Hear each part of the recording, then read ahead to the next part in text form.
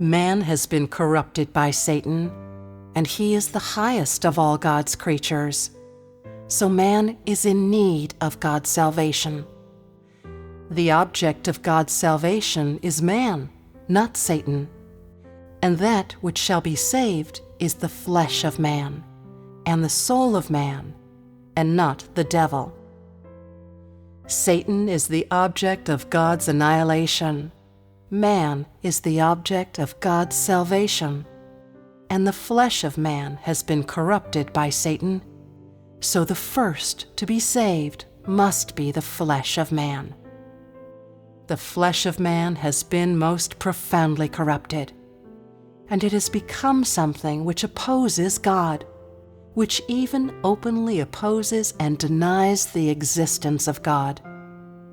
This corrupt flesh is simply too intractable, and nothing is more difficult to deal with or change than the corrupt disposition of the flesh. Satan comes into the flesh of man to stir up disturbance, and uses the flesh of man to disturb the work of God and impair the plan of God. And thus man has become Satan and the enemy of God.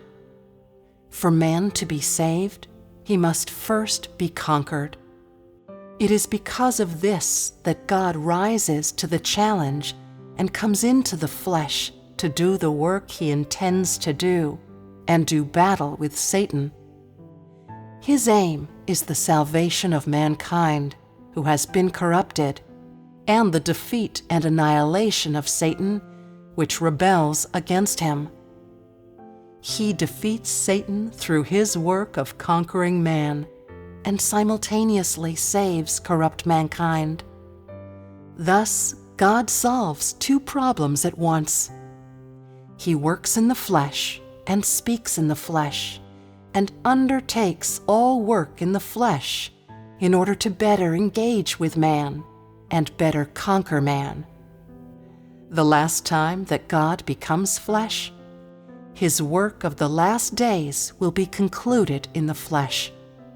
He will classify all men according to kind, conclude his entire management, and also conclude all his work in the flesh.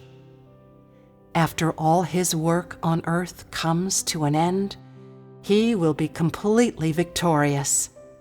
Working in the flesh, God will have fully conquered mankind and fully gained mankind.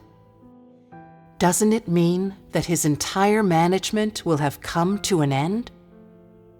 When God concludes his work in the flesh, as he has fully defeated Satan and has been victorious, Satan will have no further opportunity to corrupt man. The work of the first incarnation of God was the redemption and forgiveness of man's sins. Now it is the work of conquering and fully gaining mankind, so that Satan will no longer have any way to do its work, and will have completely lost, and God will have been completely victorious.